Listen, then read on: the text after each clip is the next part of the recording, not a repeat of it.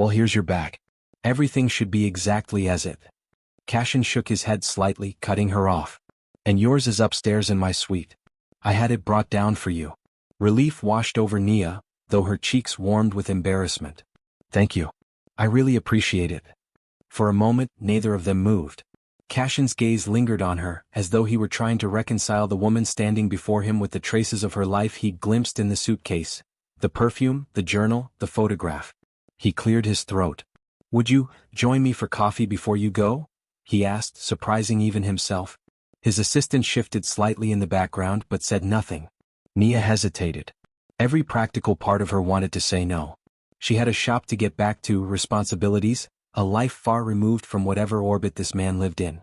But something in his voice, low, steady, unexpectedly human, made her nod. Sure. Coffee sounds nice. They sat in the hotel's quiet lounge, the clink of porcelain cups the only sound between them for a while. Nia smoothed her dress nervously, wondering why on earth a CEO with his own jet cared about small talk with her. You own a flower shop, Cassian said finally. Petal and stem. Her head snapped up. You went through my things? He looked momentarily guilty. Only by accident. I was looking for documents and I saw your journal. Nia flushed. That's private. I know. His tone softened. And I'm sorry. But, he stopped, searching for the right words. Your ideas, the way you wrote about your shop, your plants. It reminded me of when I first started out. Before everything became about shareholders and quarterly earnings. She blinked, caught off guard. This man who looked so untouchable, so far removed from her world, sounded almost weary. I guess we both work with growth, she said quietly. You with companies, me with flowers. That made him smile, faint but real. Yes, growth. The conversation stretched longer than either expected. They talked about Barbados sunsets, the smell of jasmine, the grind of responsibility, the courage it took to start over after heartbreak. Nia found herself laughing, even forgetting for moments at a time who he was. When she finally glanced at her phone, 2 hours had passed. I should go, she said reluctantly. My shop. Cassian nodded, but something flickered in his eyes, a reluctance of his own. Of course. But, Miss Brooks? He paused, then said, would you allow me to visit your shop? Petal and stem. I'd like to see it for myself. Nia stared at him. You want to visit my flower shop? Yes. His voice was certain, steady. You've reminded me of something I didn't realize I'd lost. I don't want to forget it again. For a moment she didn't answer. Then slowly she smiled. All right.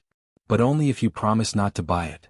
His laugh, low, genuine, unpracticed, startled them both. I promise, he said. As Nia left the hotel with her reclaimed suitcase, her heart pounded. She had no idea why fate had tangled her life with Cassian Royce's, but she knew one thing. It didn't feel like the end of their story. It felt like the beginning. So Nia found herself watching him, this man who seemed so out of place among her jars of daisies and rustic shelves, and yet, he didn't look out of place at all. Cassian Royce, billionaire CEO, stood in the middle of her shop studying a bunch of crooked daisies as though they were priceless works of art. She cleared her throat softly. So, what exactly do you need from me, Mr. Royce? Cassian, he corrected without looking up. Call me Cassian. Cassian, she repeated, the name tasting unfamiliar on her tongue. Finally, he lifted his gaze from the bouquet. Royce Enterprises is about to launch a line of home collections. Furniture, decor, lifestyle products. It's sleek, modern, very polished. But polish can sometimes feel empty. I want to add something real. Something like, he gestured toward the honest flowers, this. Nia blinked. You want wildflowers in a corporate catalog? I want heart, Cassian said simply. And you have it. Heat rose in her cheeks.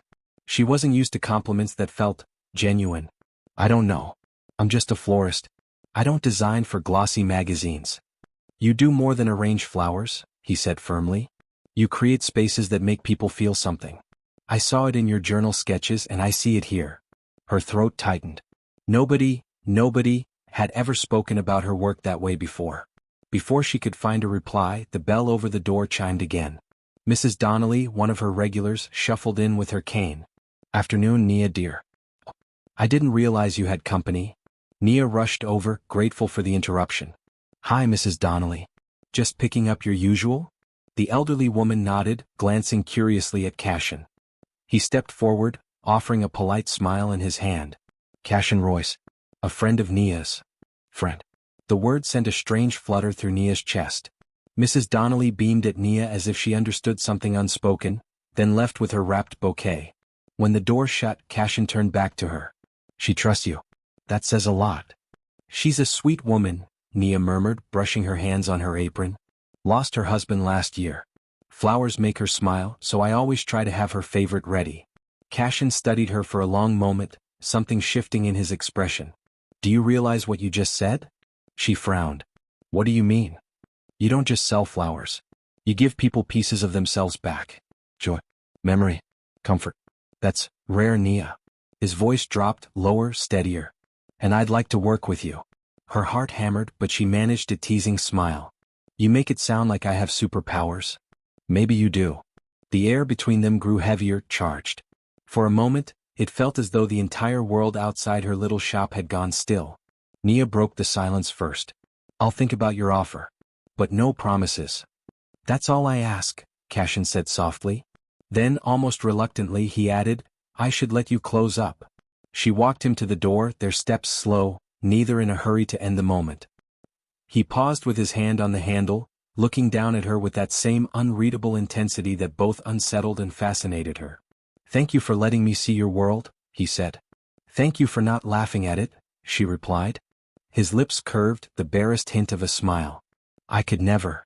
And then he was gone, the bell chiming behind him, leaving her shop somehow quieter, and her heart somehow louder. Nia leaned against the counter, staring at the business card still on the shelf where she'd set it earlier. Cassian Royce had walked into her flower shop and turned her world upside down in less than an hour. She had no idea where this was going. But she knew one thing, she wanted to find out. When the elevator doors opened, Nia was surprised to find not just Cassian but 3 other people in the office.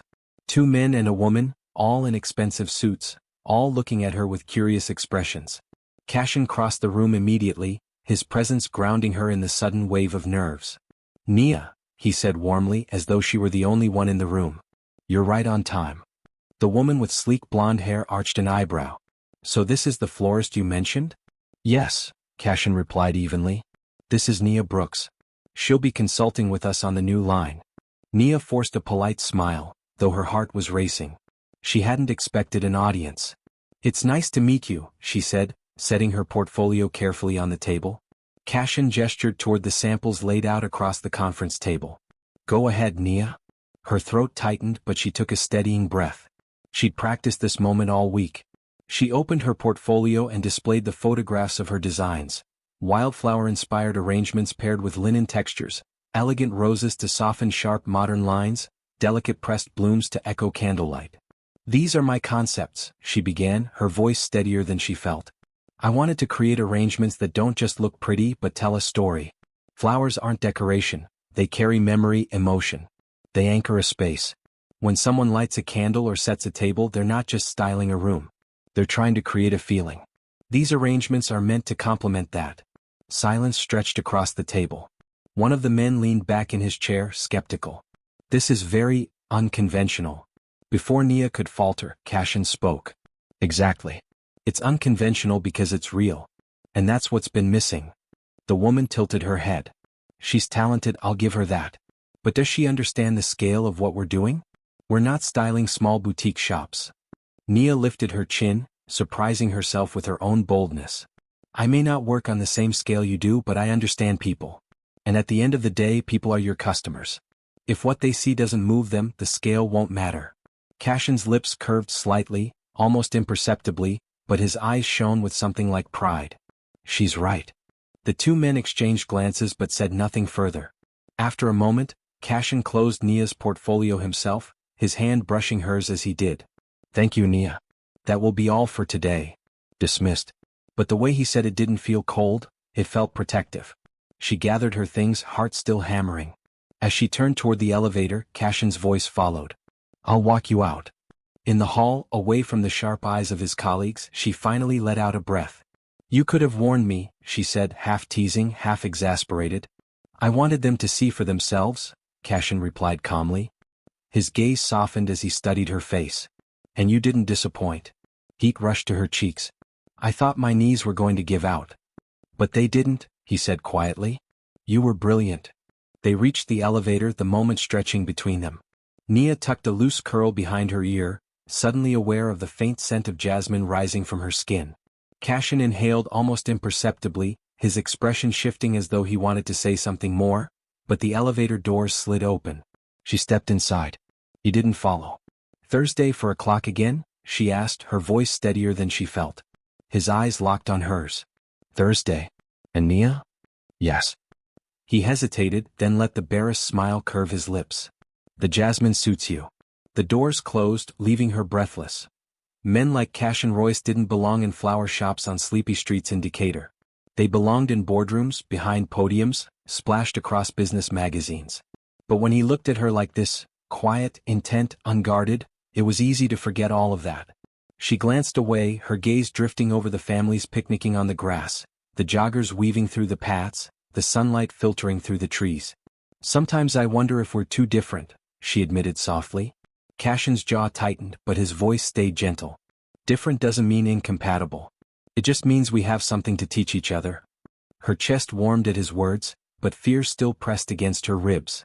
She'd been down this road before, letting someone in only to watch them walk away when life got complicated. She couldn't afford that kind of heartbreak again. Maybe, she said, her tone cautious. He didn't push.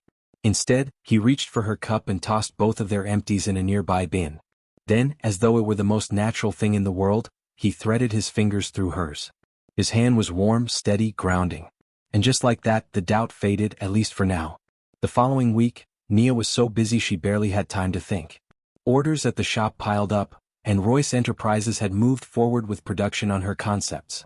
She spent long nights sketching specifications, coordinating suppliers, and double-checking every detail. Cassian called her almost every evening, not for business but just to hear her voice. Sometimes they talked about work, sometimes about nothing at all.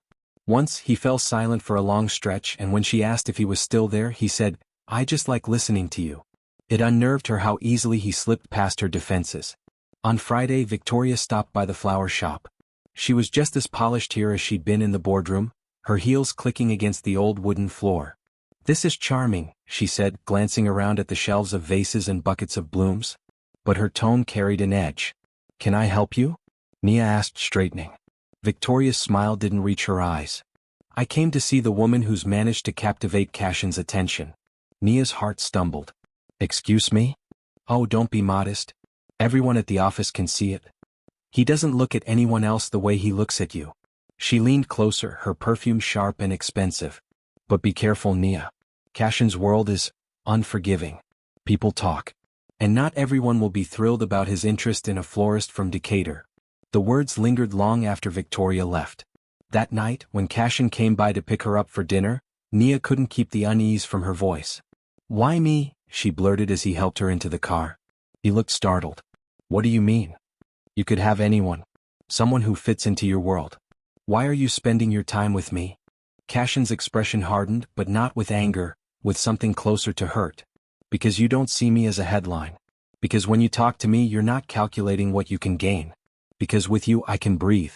The intensity in his voice left her speechless. He reached across the seat, taking her hand the way he had in the park. If that's not enough, tell me now. But don't doubt what I feel. Her throat tightened. I'm scared, she whispered. His grip tightened gently. So am I. And somehow that admission eased the fear. The weeks that followed blurred into something that felt dangerously close to a relationship. Cassian's driver became a familiar sight outside her shop. Her evenings often ended in laughter, wine, and conversations that stretched until dawn. But beneath it all, Nia felt the ticking clock. Their worlds were too far apart. Eventually, reality would intrude. It came sooner than she expected. One Monday morning, she walked into her shop to find a glossy magazine tossed on the counter. The cover photo was Cassian, tall, striking, confident. Beside him stood a statuesque woman with perfect hair and a diamond smile. The headline screamed, Cassian Royce and heiress Catherine Langford, power couple reunited? Nia's hands trembled as she picked it up. The caption below the photo read, spotted leaving a gala together in Buckhead. Her heart plummeted, but so was the memory of his lips on hers, the way his voice had gone raw when he said she made him feel awake. Yes, she whispered finally, more to herself than to Lisa. I'll have dinner with him. Lisa grinned. Damn right you will. And you'd better wear that scarf. Friday evening, Nia dressed with unusual care. She chose a simple black dress, elegant but not flashy, and looped the soft blue scarf around her neck. It lay against her collarbones like a secret, one only she and Cassian shared. At exactly 7, a sleek black car pulled up outside her building. The driver opened the door, but Cassian himself was inside, waiting. He stood when she slid in, his eyes searching hers. "You wore it." "I did," she said softly. Relief flickered across his face. For a man who commanded boardrooms with ease, it struck her how uncertain he seemed in this moment. "I owe you an apology," he said as the car pulled away. "I should have told you about New York. I should have called. I was afraid." Her brows rose. "Afraid? Of what?" "That if I let you too close you'd see the cracks. That you'd realize I'm not as in control as I pretend to be." Her heart squeezed. "Cassian, you don't have to be perfect with me." For a long beat, he just looked at her as though trying to decide whether to believe her. Then he reached for her hand. "Dinner first," he said quietly. "Then I'll tell you everything." Dinner was at a small, candlelit restaurant tucked into a quiet corner of the city. No cameras. No crowds. Just soft music and the glow of flickering light. They talked about everything: the shop, his mother's cooking, her grandmother's stubbornness, his first failed startup at 21. By the time dessert came, the distance of the past 3 days had dissolved. And then Cassian leaned forward, his voice low. "Nia, I haven't felt this way in a long time. Maybe ever. But I need to know if you're ready for what comes with me. The attention. The scrutiny. The people who won't understand us." Her fork stilled over the plate. "Are you saying you want me to be, what? Your girlfriend?" He smiled faintly. "I'm saying I want you beside me. Whatever label you choose." Her pulse raced. "And if I say yes?" "Then I stop sleepwalking." For a moment she couldn't breathe. Then softly, "Yes." Cassian's hand covered hers on the table, warm and sure. And for the first time, Nia let herself believe this might be real. The next week reality came crashing in. Her designs had gone into production, the campaign gearing up with photo shoots and press teasers. Orders at the shop doubled as people whispered about the florist working with Royce Enterprises. And then came the headline she couldn't ignore. Cassian Royce's new flame? Mystery woman spotted leaving intimate dinner. The photo wasn't crystal clear, but it was enough. Cassian's profile in the back of his car, and beside him, the faint outline of a woman in a blue scarf. Nia's stomach dropped. The scarf. Her scarf. By the next morning her shop phone rang off the hook. Reporters, bloggers, even customers fishing for gossip. Lisa had to shoo them out with sharp words and locked doors. When Cassian arrived that evening, slipping in through the back, she was waiting, arms crossed. "You promised me quiet," she said, her voice trembling. "I promised to try," he corrected softly. "But this is my life, Nia. And if you're in it, they'll come for you too." She shook her head, tears stinging her eyes. "I didn't ask for this. I just wanted you. And you have me," he said fiercely, stepping closer. "But we have to decide right now if we're strong enough for what comes next." "Is that wrong?" he asked again, concern etched across his features. Nia shook her head slowly. "Not wrong. Just dangerous. I don't want to lose myself in this. In you." Cassian's hand tightened on hers. "Then don't. Keep challenging me, Nia. Keep calling me out. I don't want a woman who bends to everything I say. I want you." Her chest softened at his sincerity, but the unease still lingered. "Promise me you'll let me fight my own battles sometimes." His smile was faint but real. "I promise. Even if it kills me to watch." The following morning, New York greeted them with the buzz of horns, the rush of pedestrians, and the sharp scent of roasted coffee from a cart outside their hotel. Cassian had kept his word. He showed her the city beyond the tourist traps. They wandered through flower markets where Nia pressed petals to her face with childlike wonder, and through dim-lit jazz clubs where Cassian's hand never left hers. But as the campaign launch drew closer, the quiet moments dwindled. Cassian was swept into boardrooms, phone calls, late-night strategy sessions. Nia threw herself into overseeing the floral installations, determined to prove she belonged here on her own merit. And then came the gala. The ballroom glittered with chandeliers and the shimmer of designer gowns. Photographers lined the entrance, flashes firing as executives, models, and celebrities swept past. Cassian appeared at Nia's side in a perfectly tailored tuxedo, his presence commanding the room before they even entered. "You look incredible," he murmured, eyes lingering on her sapphire dress that matched his cufflinks. So do you, she replied, though her stomach twisted with nerves. They posed together for the cameras, Cassian's hand firm her waist, his expression unreadable to the world but tender when he glanced down at her. Inside, champagne flowed, speeches echoed, and praise for the campaign rippled through the crowd. Everywhere Nia turned, someone wanted to meet the florist from Georgia who'd caught Cassian Royce's eye. By midnight she was dizzy from the attention. Cassian, ever watchful, guided her to a quiet balcony overlooking the city lights. "You were brilliant tonight," he said. "I survived," she countered with a shaky laugh. "But I'm not sure I belong in all this glitter." He brushed a strand of hair from her face. "You belong wherever you choose to stand. Don't let them tell you otherwise." Her heart swelled, but just as quickly the sound of footsteps broke the moment. A woman approached, tall, elegant, with a polished smile that didn't quite reach her eyes. "Cassian," she purred, ignoring Nia entirely. "It's been too long." Cassian stiffened. "Victoria." Nia's pulse spiked. Whoever Victoria was, the way Cassian's jaw tightened told her one thing. This wasn't a casual acquaintance. And this must be. Victoria finally turned her gaze to Nia, appraising her from head to toe. "The florist." The word dripped with condescension, as if it were a stain that could never be scrubbed clean. Before Nia could respond, Cassian's arm tightened protectively around her. "This is Nia. My partner." Victoria's brows lifted in cool surprise. "Partner. Interesting." She leaned closer, her voice low but sharp enough to cut. "Careful, Cassian. We both know what happens when you mix business with pleasure." With a final, knowing smile, she glided back into the crowd. Nia turned to Cassian, her throat dry. "Who was that?" His expression was stormy, his grip still firm on her hand. "My past. The one I should have buried long ago." "And what do you do, Miss Brooks?" one of the investors asked, his polite smile tinged with curiosity. "I'm a florist," Nia replied, her voice steady though her cheeks warmed. "A florist," the man repeated, as though rolling the word around in his mouth. "How refreshing. Not another executive or lawyer." Some at the table chuckled lightly, and though the man's tone wasn't unkind, Nia still felt the weight of their eyes. She forced a smile. "Flowers may not move markets, but they can make people happy. That's worth something, I think." Beside her, Cassian reached under the table and squeezed her hand, pride flickering in his eyes. "It's worth a great deal," he said firmly, silencing further comments. Later, as the dinner ended and the sleek cars carried the guests away, Nia leaned against Cassian's side in the back of his town car. "They look at me like I'm a curiosity," she murmured. "They look at you," Cassian corrected, his thumb brushing over her knuckles, "because you shine in a room full of people who think they've seen everything." She wanted to believe him. But the echo of those speculative glances lingered. The following days passed in a blur. Meetings, rehearsals, endless phone calls. Cassian's schedule pulled him away more often than not, leaving Nia with stolen moments.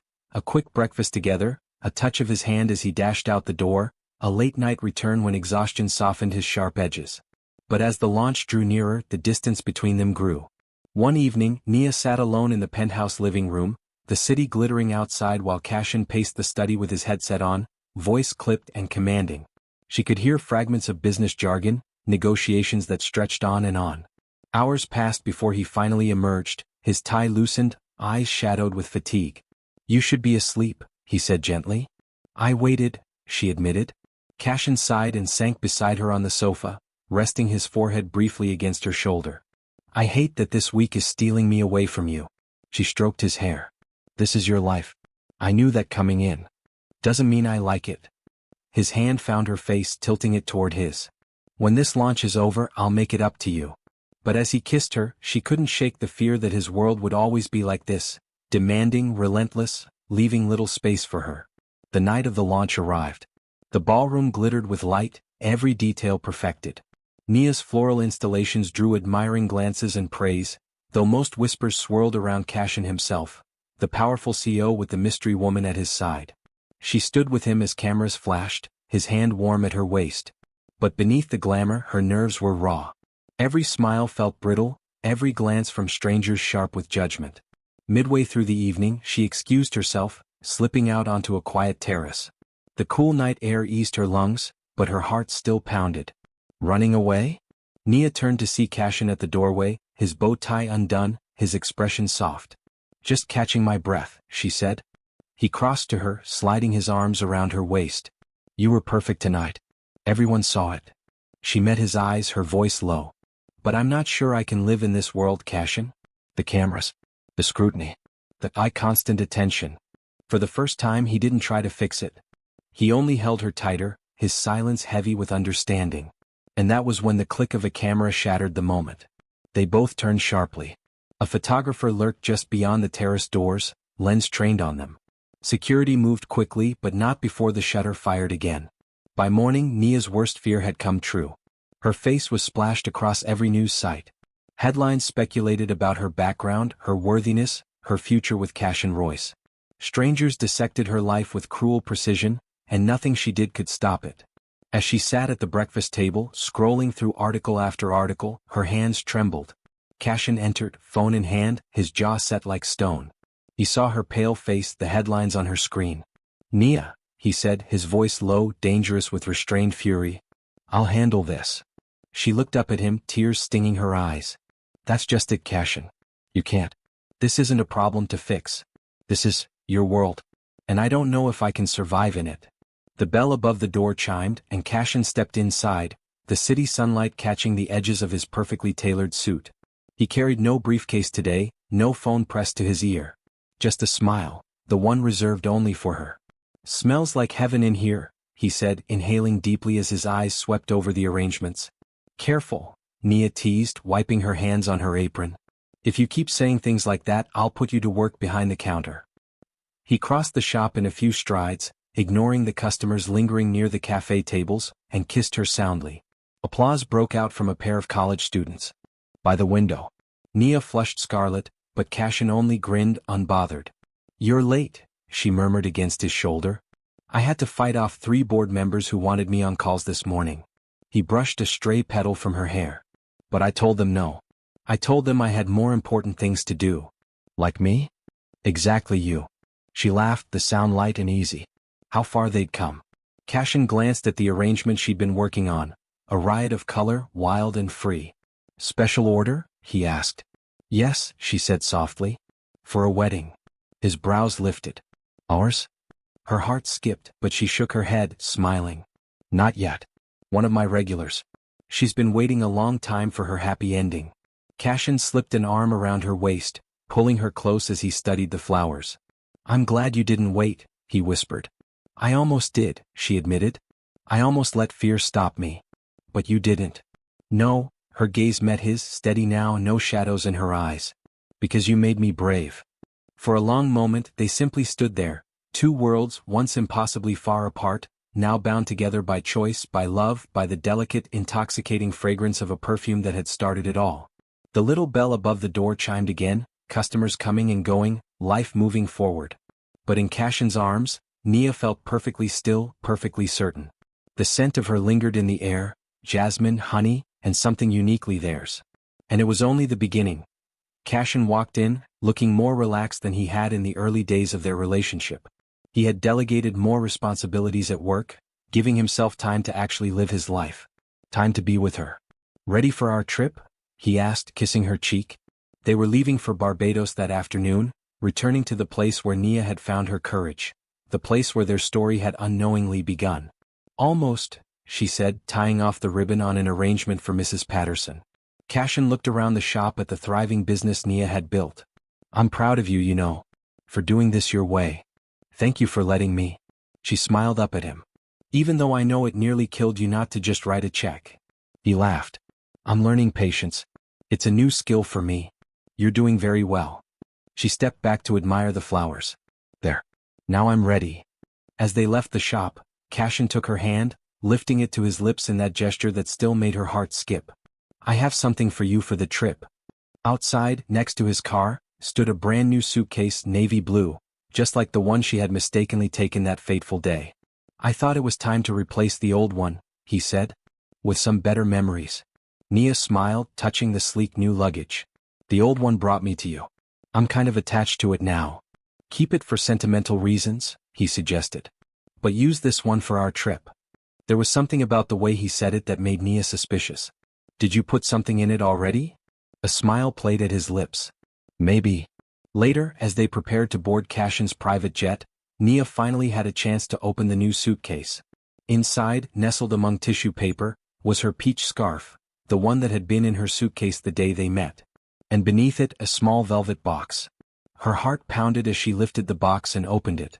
Inside was a beautiful ring, simple yet elegant, with a diamond that caught the light like a drop of water. "Cassian?" she breathed, turning to find him watching her with love in his eyes. "I was going to wait until we got to Barbados," he said softly. "Do it properly on the beach. But I'm not very patient, remember?" He took the box from her trembling hands, removed the ring, and dropped to one knee right there on the tarmac. "Nia Brooks, you changed my life the day I opened that suitcase and breathed in your scent. You woke me up, made me feel again, showed me what really matters." His voice was steady, his eyes never leaving hers. "Will you marry me?" Tears blurred Nia's vision as she nodded. "Yes. Yes, I will." Cassian slid the ring onto her finger, then rose to kiss her. Nia thought of her grandmother's words, "Flowers speak when words fail." But sometimes scent spoke even louder, the language of memory, of comfort, of home. And for Cassian and Nia, the scent of jasmine and honey would always be the beginning of their story. The scent that had led him to her, across an airport mix-up, across their different worlds, to this moment of perfect certainty. "I love you," she whispered against his lips. "I love you too," he replied. But the words weren't even necessary. The scent of her perfume mingling with his cologne said everything their hearts needed to hear. That evening, as the sun set over the Caribbean, Cassian and Nia walked hand in hand along the same beach where her photo had been taken months before. The one he'd found in her suitcase. The one that had given him a first glimpse of her joy. "It feels like coming full circle," Nia said, looking out at the waves. "Not a circle," Cassian corrected gently. "A beginning." He pulled something from his pocket. Her journal, the one that had been in the suitcase, with pressed flowers marking the pages. "I thought you might want this for our trip," he said, handing it to her. "To plan our future together." Nia opened the journal to where a fresh jasmine blossom marked a blank page. "What did you have in mind?" Cassian smiled, that transformative smile that still made her heart race. "Something beautiful. Something honest. Something that's ours alone."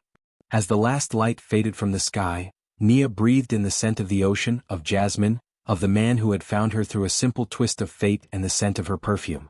She knew with absolute certainty that whatever future they wrote in those pages would be more wonderful than either of them had ever dreamed. The end.